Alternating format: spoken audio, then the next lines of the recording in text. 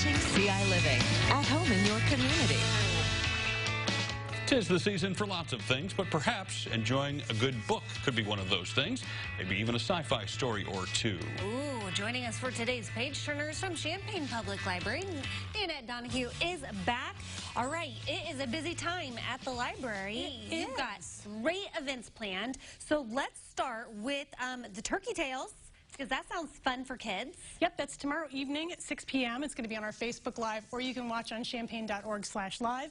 It's our children's staff, and they're telling Thanksgiving and turkey-themed stories. They did this last year. It was so much fun.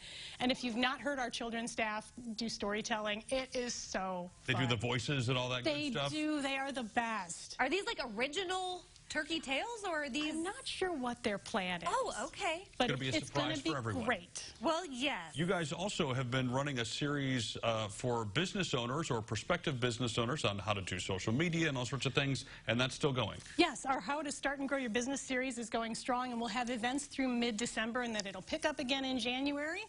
We've got an event on social media, starting a nonprofit. We've got a Networking 101 coming up, so lots of great events.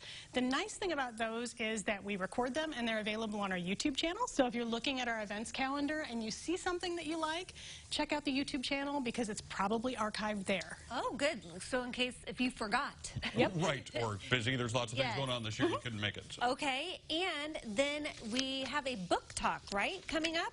Yes, December 9th at 1:30. That's a Thursday afternoon. Both of our two book groups are going to be discussing Parable of the Sower by Octavia Butler.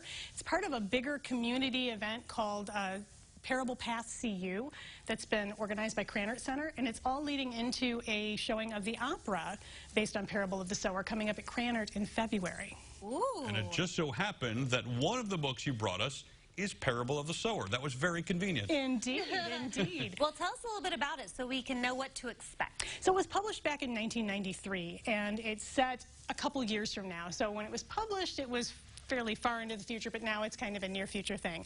And it's the story of a young woman named Lauren who lives in Southern California, and essentially what has happened is society has collapsed. There's water shortages, there's a lot of civil unrest, there's a lot of just awful things going on, and a lot of folks live in these walled compounds.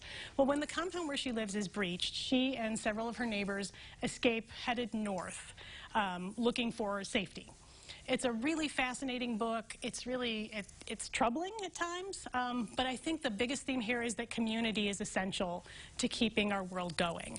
And I really enjoyed it. It's a difficult read. There's a lot of, but it's a good survival story. It's good for folks who like dystopian fiction. Overall, I really did enjoy it, and it's one of those books that you want to discuss with others.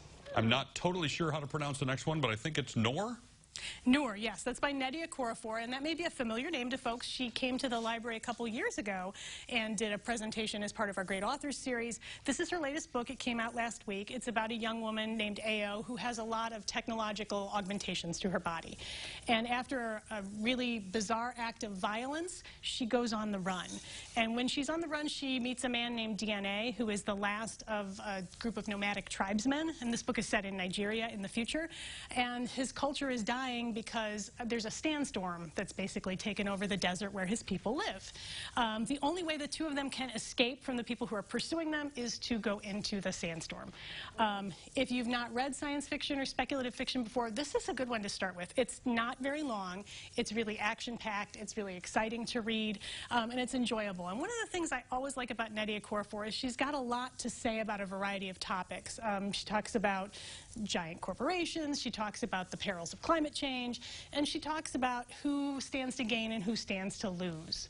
Interesting. Okay, we're unfortunately out of time, so just really quickly, what's the elevator version, elevator pitch here on this book? New York City has a soul. There are 5 avatars. They need to meet each other and connect in order to save the city from a bizarre evil. It's like she wrote the book jacket. That was well done.